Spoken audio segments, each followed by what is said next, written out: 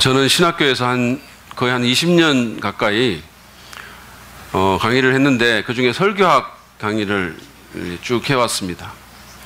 설교학을 하면 그 설교를 어떻게 하는지 강해 설교의 이론을 이렇게 가르치지만 또 그 가운데서 실습을 하게 만들어요. 학생들이 실습을 하고 평가를 하고 이런 시간들이 있습니다. 저는 지난 20년 동안 그래서 이제 금방 설교를 갓 배운 그런 신학생들이 정말로 떨리는 가운데 너무 긴장하면서 전하는 엉성하기 짝이 없는 때로는 말도 안 되는 그런 설교를 수없이 들어왔습니다. 물론 그 중에는 잘하는 설교도 있었어요. 좋은 것들, 우리 윤석호 목사님이나 허성구 전도사님이나 뭐 이런 제가 관계를 위해서 얘기를 하지만 어쨌든 좋은 것도 있었어요. 그렇지만 정말 말도 안 되는 정말 이게 뭐야 이런 설교도 제가 수없이 들었어요.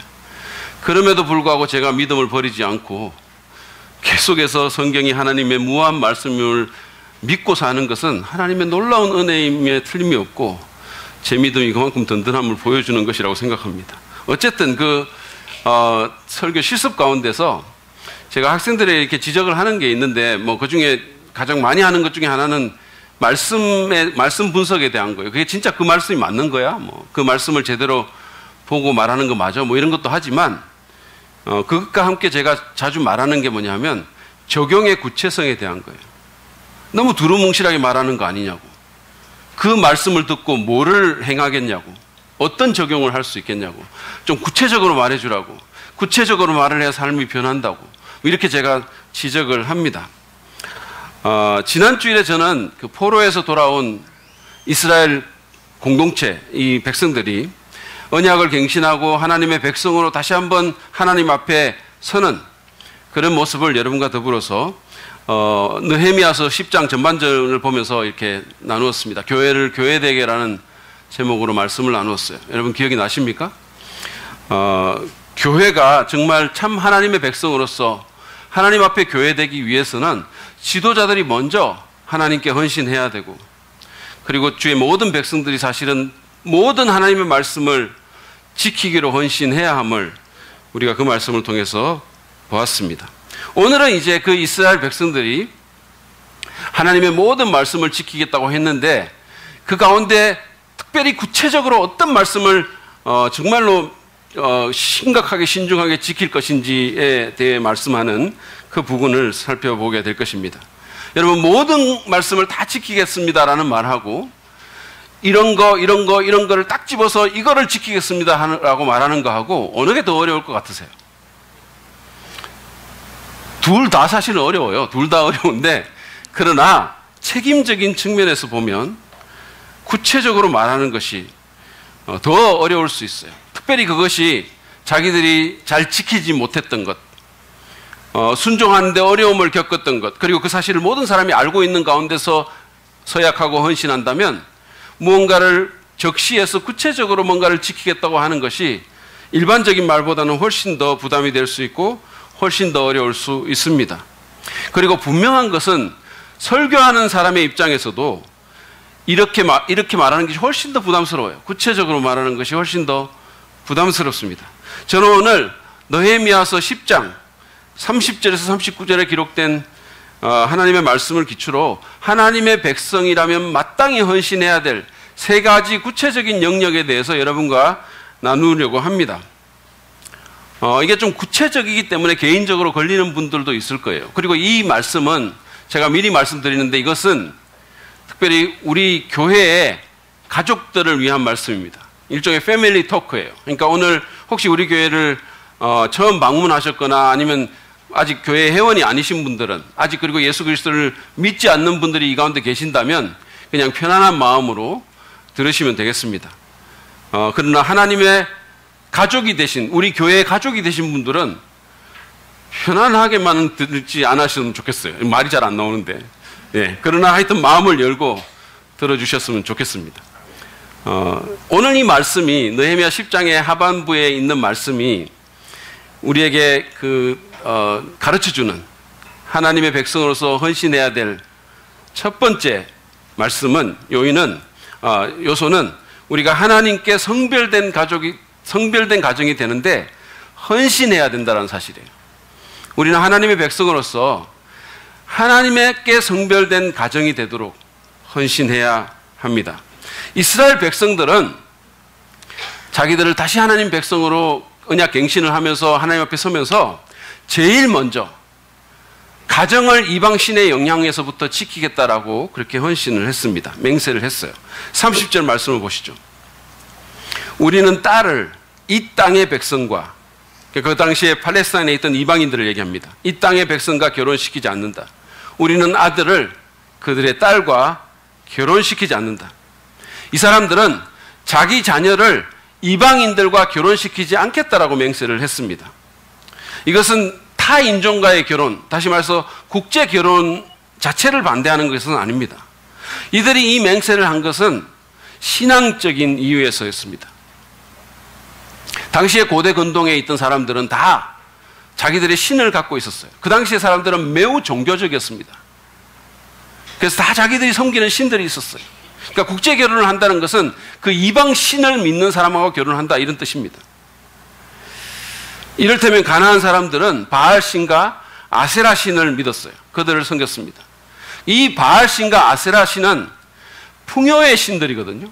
다시 말해서 농작물이 풍성하게 이렇게 수출이 저게 되고, 그 다음에 또 이 생산이 잘 되고, 이런 신이었었어요. 그 신을 우리가 믿었습니다. 그들이 믿었습니다. 사람들은 그 신상 앞에서 풍요를 기원하면서 심지어 집단 성관계까지 한 거예요. 종교의식의 하나로서. 말하자면 생산이 잘 될 수 있도록 하게 해달라는 그런 방식으로 종교의식으로 그 예배 가운데 집단 성관계를 한 겁니다. 나중에 이스라엘이 타락해가지고 이게 이스라엘 안에까지 들어와가지고 여러분이 성경을 읽다 보면 성전 안에 남창이 있었다, 이렇게 얘기하고 있어요.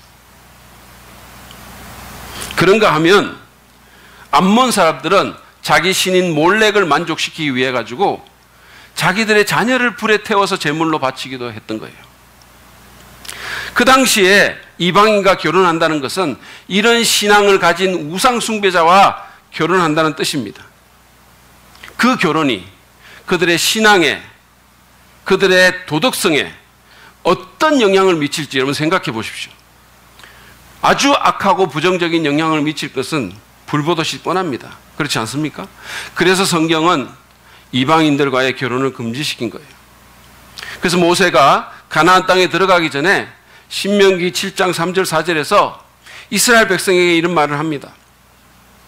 그들과 혼인관계를 맺어서도 안 됩니다. 당신들 딸을 그들의 아들과 결혼시키지 말고 당신들 아들을 그들의 딸과 결혼시키지도 마십시오. 그렇게 했다가는 그들의 꿰매에 빠져서 당신들의 아들이 주님을 떠나 그들의 신들을 섬기게 될 것이고, 분명하게 경고하고 있어요. 근데 이렇게 하나님 말씀이 명백한데도 그들은 그 말씀에 순종하지 않았습니다. 왕부터 불순종했어요. 솔로몬이 그 대표적인 예입니다. 그는 수많은 이방 여인들과 정략 결혼을 했는데, 이방의 공주들과 결혼하고 막 그랬잖아요. 그 여인들이 섬기는 신 때문에 결국은 그 마음이 하나님에게서 떠나가게 되는 비극의 주인공이 됐어요. 이스라엘이 타락하게 된 한 가지 중요한 이유도 바로 이처럼 하나님의 백성들이 이방인과 마구 결혼해서 그들의 음란한 우상을 따랐기 때문이었습니다. 그래서 자녀를 불에 태워서 바치기도 하고, 하나님의 백성이란 사람들이 뿐만 아니라 산당과 심지어 성전에서까지 음란한 짓을 했던 것입니다. 도덕적으로 말할 수 없이 타락하게 된 중요한 원인이 여기에 있는 거예요. 그래서 그들은 결국은 약속의 땅에서, 하나님이 주신 그 젖과 꿀이 흐르는 그 땅에서 쫓겨나게 된 거예요. 그들이 얼마나 그 음란한 짓으로 땅을 더럽혔든지 하나님이 그들을 쫓아낸 거예요. 하나님의 백성으로서 우리도 우리의 가정이 하나님께 성별되는 일에 헌신해야 할 줄 압니다. 특별히 오늘 본문에서 이 이스라엘 사람들이 그랬던 것처럼 신앙이 다르거나 기독교 신앙이 없는 이와 결혼하지 않겠다고, 또는 결혼을 시키지 않겠다고 우리가 결단할 필요가 있어요. 여러분들이 잘 몰랐을 수 있어요. 그렇지만 성경은 유대인들뿐만 아니라 우리 그리스도인들에게 신앙 안에서 결혼할 것을, 그리고 결혼시킬 것을 권면하고 있어요. 고린도후서 6장 14절부터 16절은 그리스도인의 성별을 강조하면서 상당히 단호하게 말합니다. 여러분 같이 한번 이 스크린 보시고 읽어보실까요? 시작.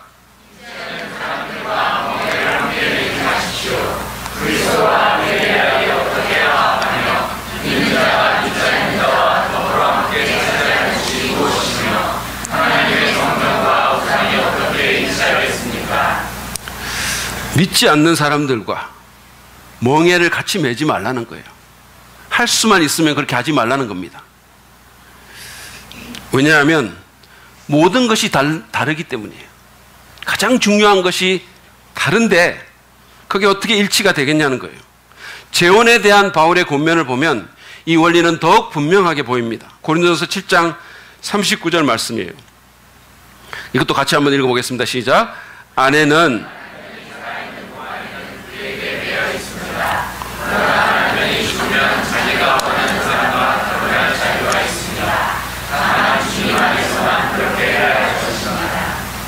남편이 세상을 떠나게 되면 또는 아내가 세상을 떠나게 되면 재혼할 수 있습니다.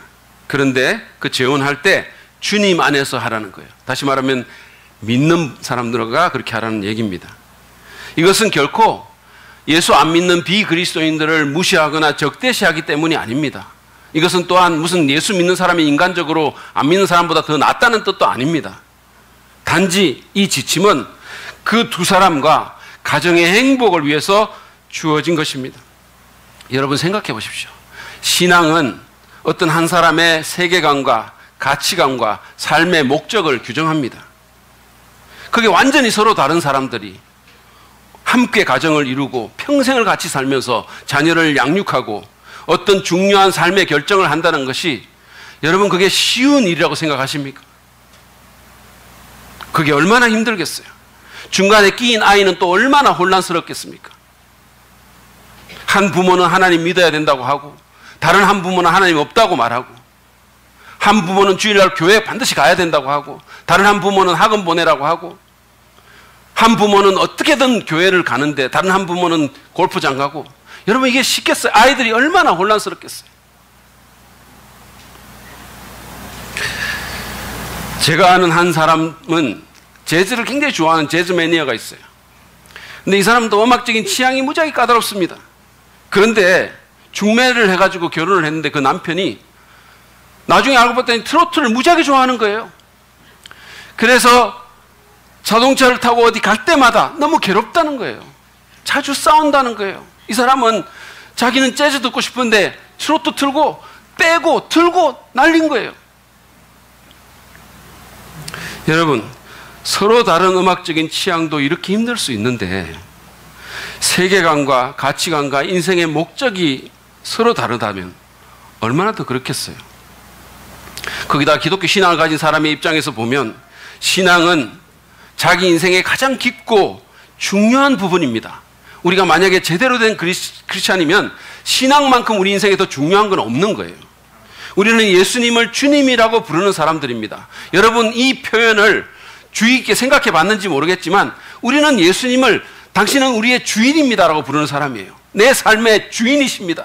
내 모든 것을 컨트롤할 수 있는 권리가 당신께 있습니다라고 말하는 사람이 우리라는 거예요.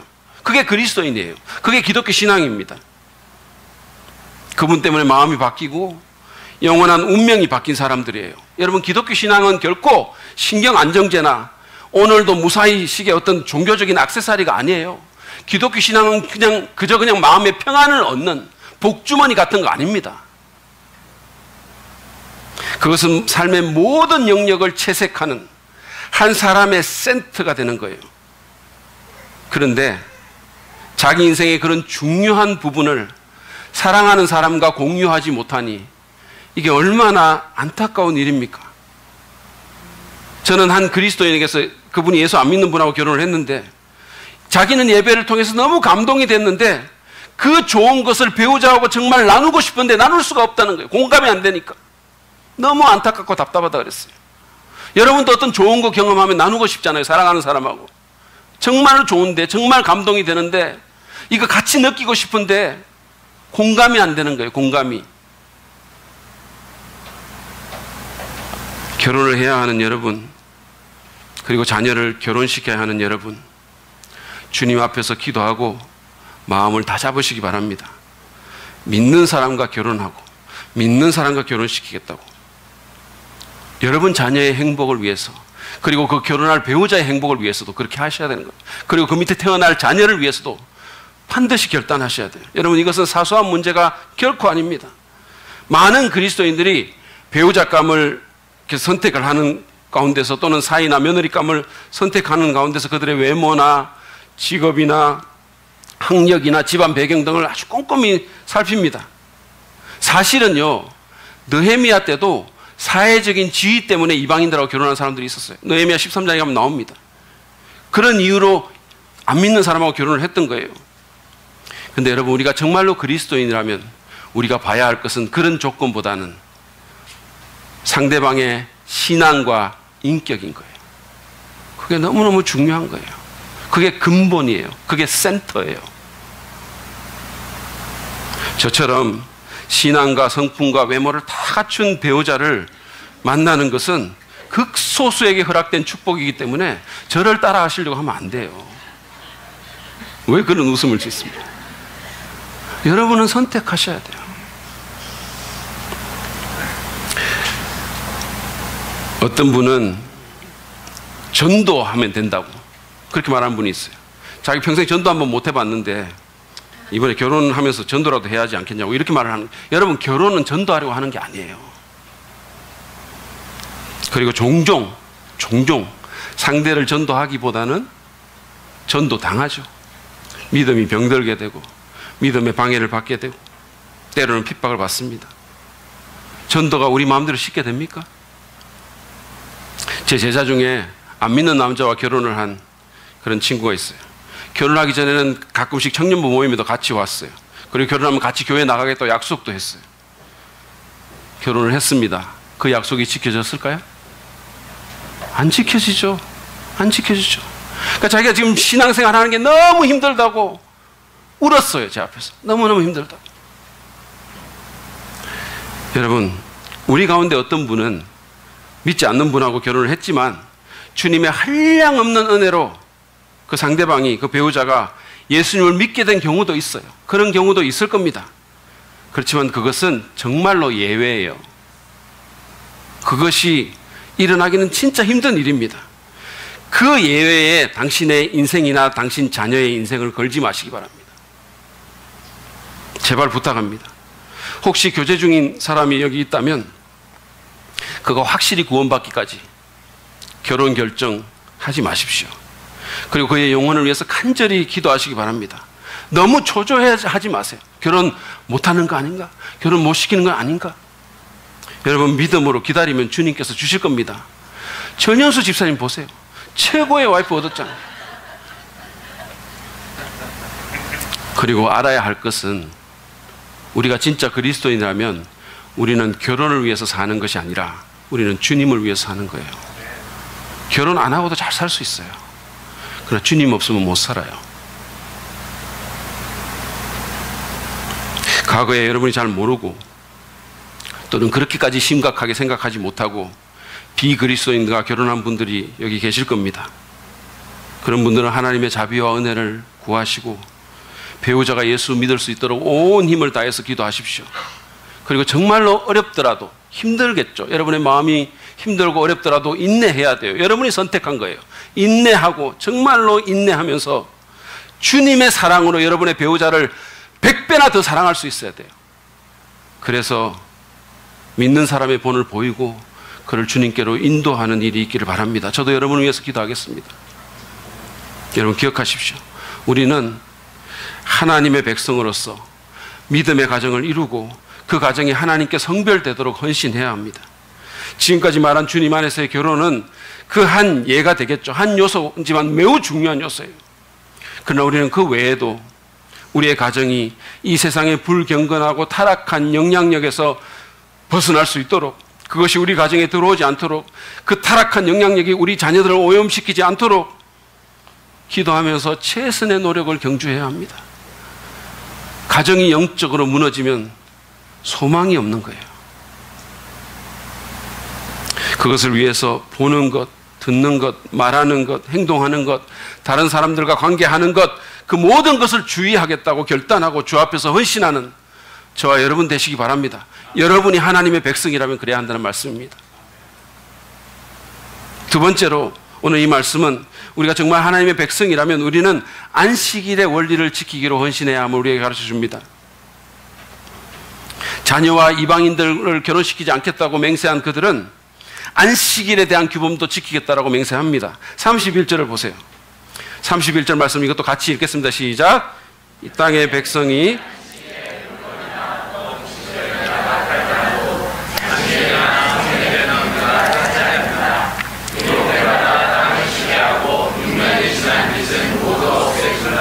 네.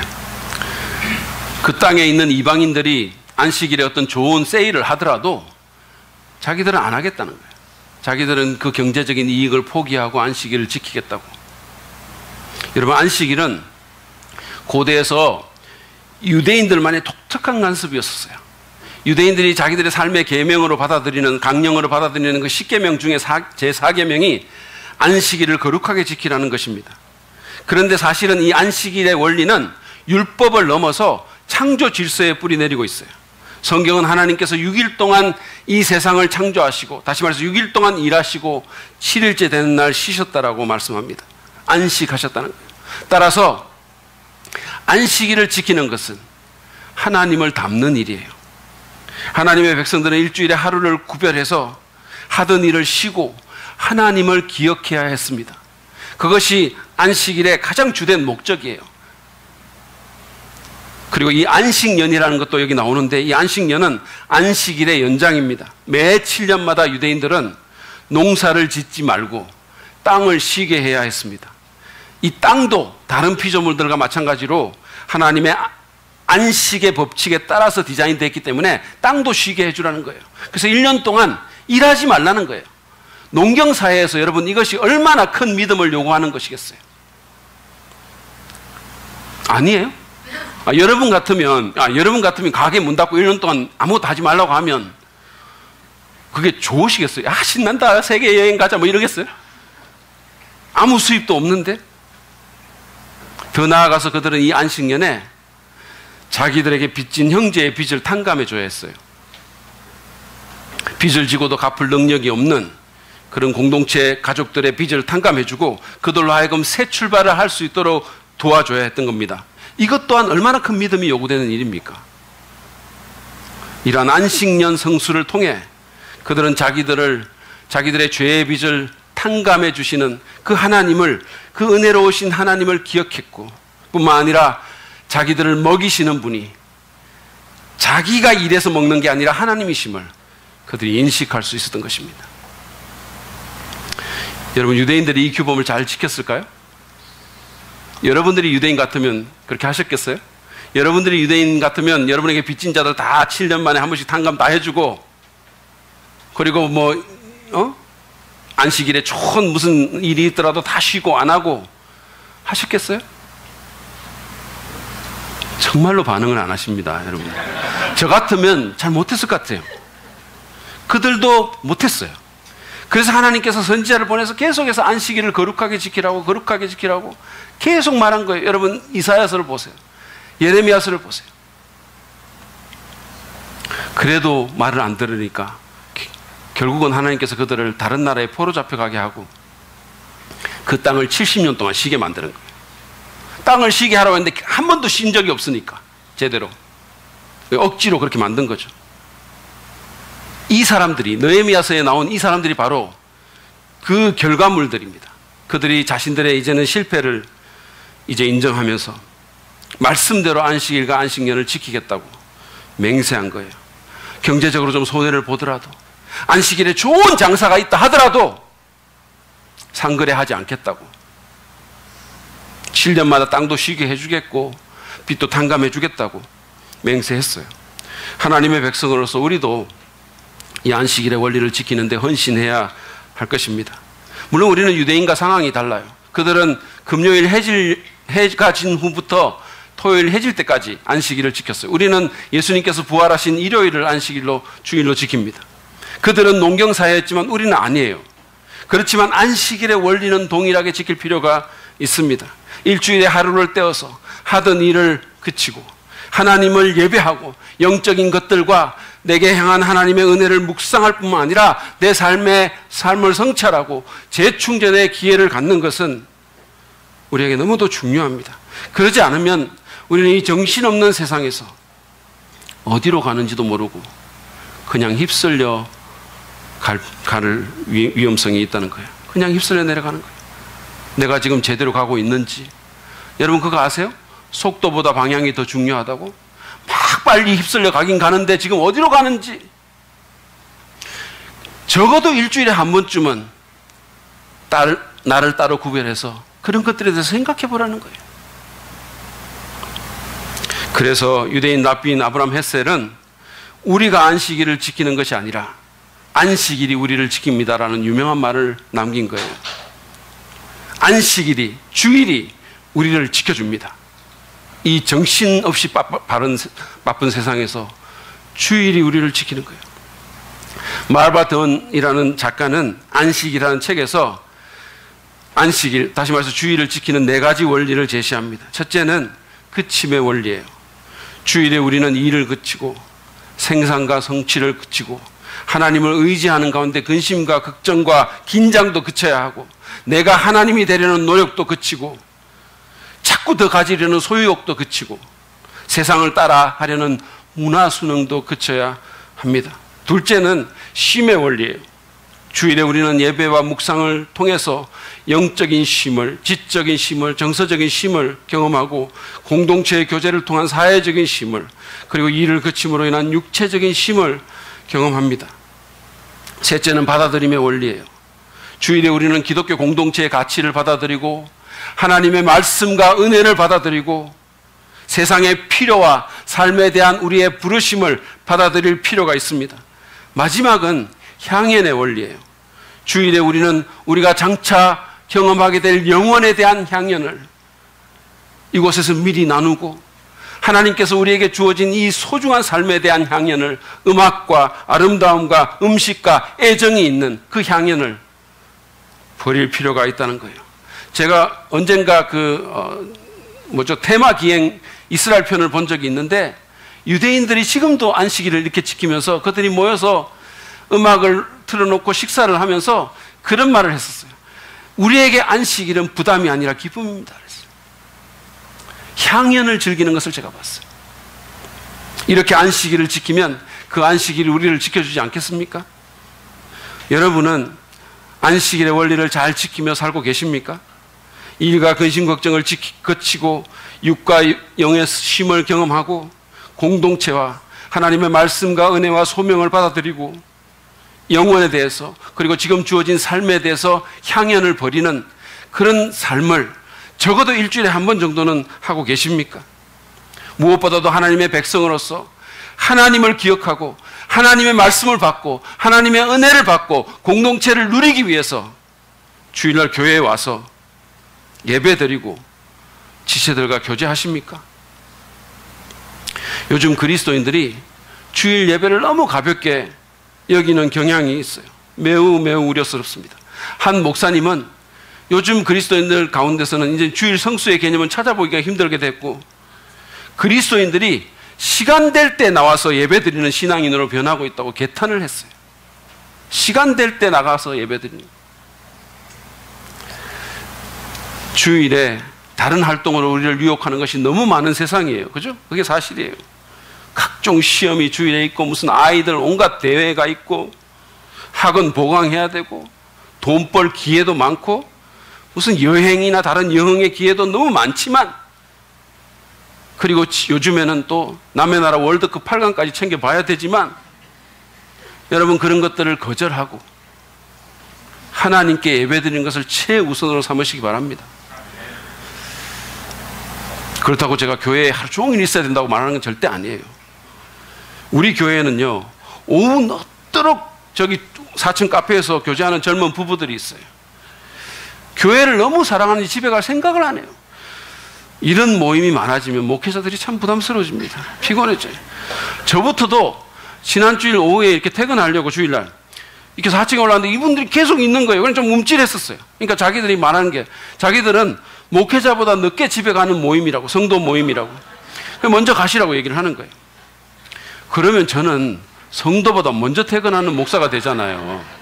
목사가 가오가 있지. 좀 그 시기 했었어요. 여러분, 아무튼 우리는 거룩한 하나님 백성으로서 주일이 우리를 지킨다는 사실을 인식하고 하나님을 의지하면서 안식일의 원리를 지키는 데 헌신된 우리가 되기를 바랍니다. 무엇보다도 하나님께 예배드리는 것을 무겁게 우리가 받아들일 필요가 있어요. 그것이 여러분에게 기쁨을 줄 것이고 여러분 삶의 방향을 올바르게 잡아줄 것입니다. 마지막으로 오늘 이 말씀은 우리에게 우리가 정말 하나님 백성이라면 하나님의 교회를 후원하는데 헌신해야 함도 가르쳐줍니다. 이방인들과 결혼 금지를 하겠다고 맹세하고 안식일 준수를 맹세한 이 유대인들이 32절부터 39절에 또 다른 맹세를 하는데 그것은 바로 하나님의 성전을 돌보겠다는 그런 맹세였었어요. 32절부터 39절을 쭉 읽어보면요, 거기에 하나님의 성전 또는 주님의 성전이라는 말이 9번이나 나와요.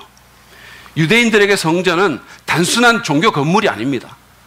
그것은 정말로 하나님의 임재가 있는, 그리고 하나님께서 거기서 너희들을 만나겠다고 약속한 정말 명실상부한 하나님의 집이었었어요.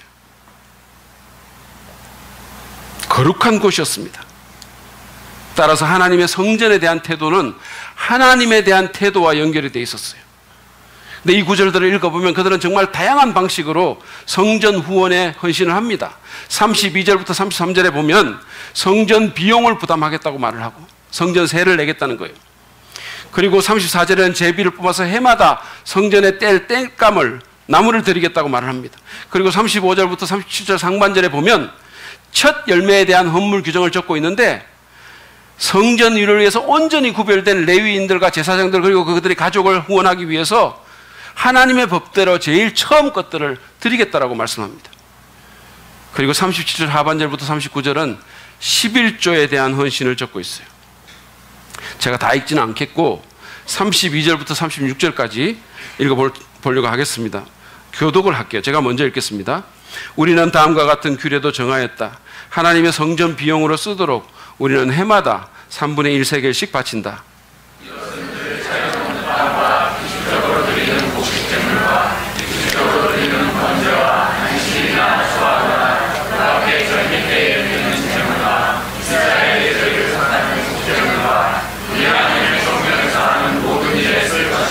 제사장이나 레위 사람이나 일반 백성을 가리지 않고 우리가 집안별로 주사위를 던져서 해마다 정한 때 우리 하나님의 성전에 뗄 나무를 바칠 순서를 정한다. 그것은 율법에 기록된 대로 우리 주 하나님의 제단에서 불사를 때 쓸 나무이다.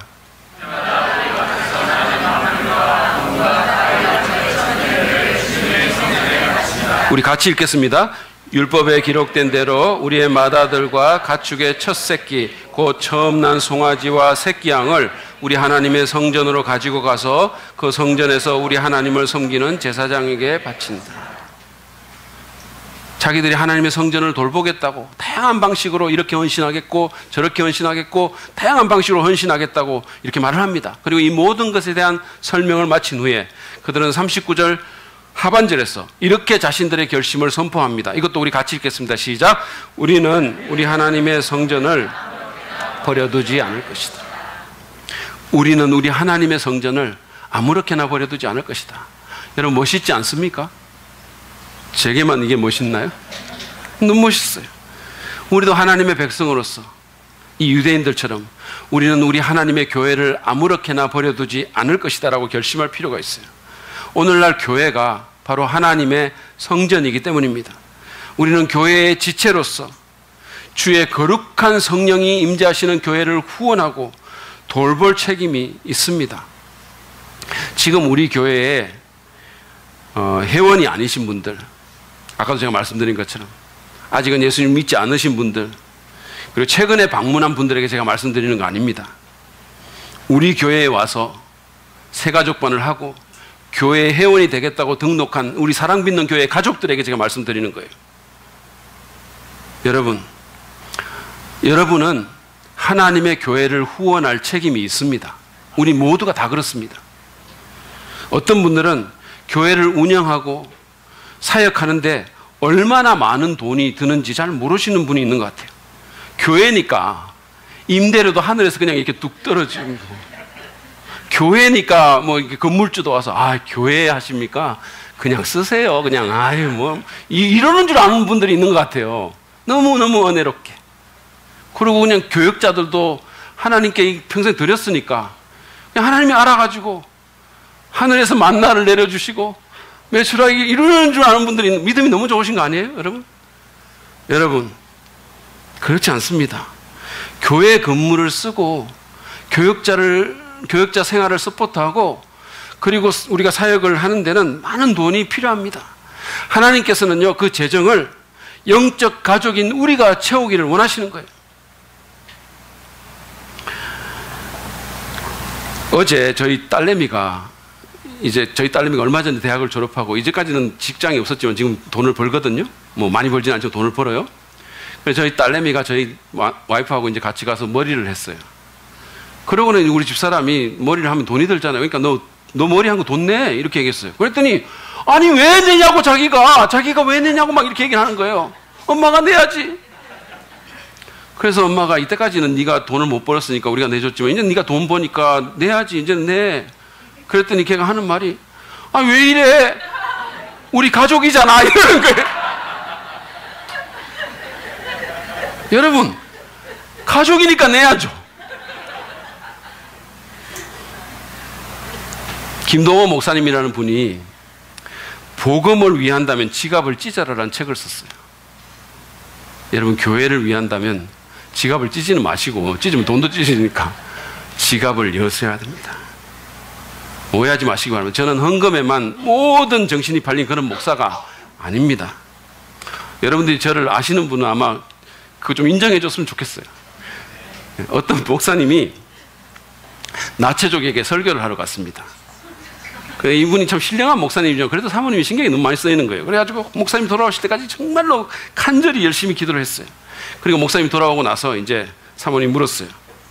설교하면서 어떠셨어요? 뭐 신경 쓰이는 거 없었어요?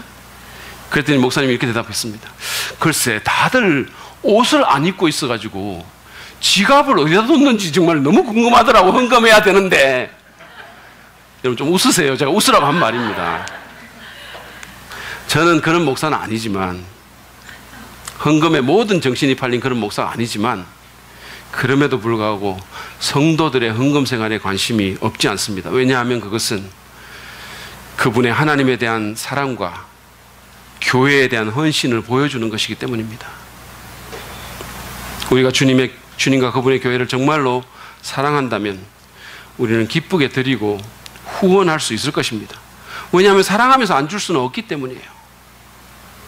예전에 우리 교회 한 집사님이 성경 공부를 하면서 어떻게 우리가 교회에 이 교회가 내 교회라는 마음을 가질 수 있겠냐 이런 질문이 있었거든요. 그러니까 그분이 이런 대답을 하셨어요. 11조 하면 된다고. 저는 전혀 예상하지 못한 대답이었어요. 근데 그분은 자신의 경험으로 말씀하신 거예요. 11조를 해보니까 교회에 더 마음이 가고 이게 내 교회라는 생각이 들었다는 거예요. 그러고 보니 예수님도 그런 취지의 말씀을 하셨어요. 마태복음 6장 21절입니다. 너희 보물이 있는 곳에 너희 마음도 있을 것이다. 우리가 지금 교회 건축 가운데 있는데 새 건물을 보면서 가장 기뻐하고 오너십을 느낄 분들은 이를 위해서 희생적이고 관대하게 드린 분들일 것입니다. 그런 분들이 제일 좋아하실 거예요. 여러분 오해하지 마십시오. 저는 헌금 강요할 생각 추호도 없어요. 그건 전혀 성경적이지 않아요.